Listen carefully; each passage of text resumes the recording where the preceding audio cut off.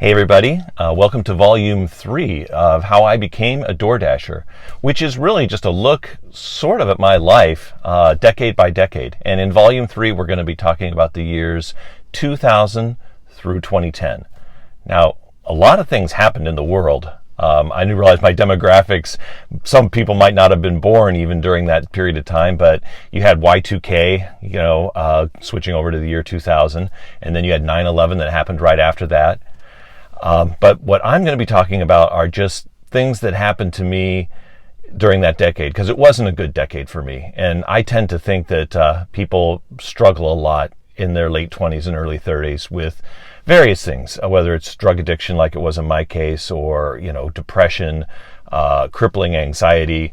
I get all of that. And having lived through it, I hope that maybe watching this video, you can get something out of it and realize that everybody goes through this, and you deal with it, you get help from others as you need it, and then this is what I did as I moved on. So in the year 2003, my drug addiction reached a situation where I was losing control of everything and lost control of everything. I lost my job. I got fired from Cox. I lost my wife. She divorced me. We had a house in Omaha that we had to sell, so I lost my house, and my credit was shot because I was spending all my money on drugs. So I was on the verge of bankruptcy. I didn't declare bankruptcy, but I was broke. I had nothing. I had no retirement savings or anything like that anymore. After all that happened, I really needed a reset. So Joanne and I moved to Kansas to get away from Omaha and to get away from Cox and to get away from the drugs and everything else. And I wasn't doing very well during that period of time, but I did manage to work for another telecommunications company, Adelphia. And then after I left there, I was unemployed again for a long period of time.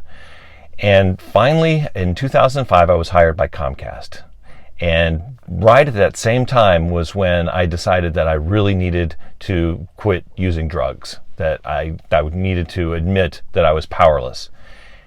And I went and tried various methods, including, talking to counselors and doctors and things. And it ultimately came down to a drug called Provigil.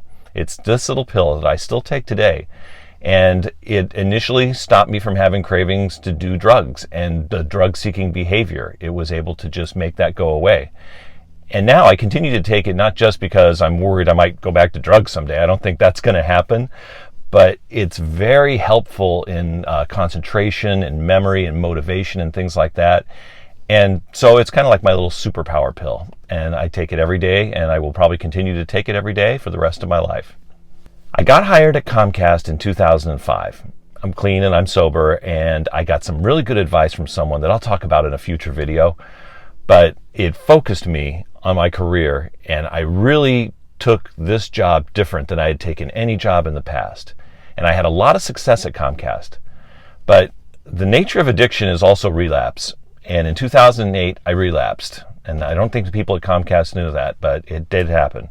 And it happened again in 2012, but I'm going to talk about that in the next video.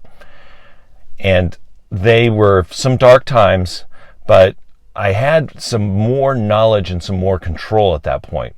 And I was, easing into my 40s and just realizing that I needed to get control of my finances as well. I needed to focus more on my personal life. And that's really what I want to talk about in the next video. But the point I want you to take home from this video is that hitting rock bottom in your 30s or whenever it happens, it doesn't mean that you can't just reset and start over again and go from nothing to something. I literally had nothing. Joanne was the only thing that I had, and we were managed to build our life back up again to where it is today. So I hope you stick around. I hope you enjoyed volumes 1 and 2, and this one, of course, and we've got a few more in the pipeline.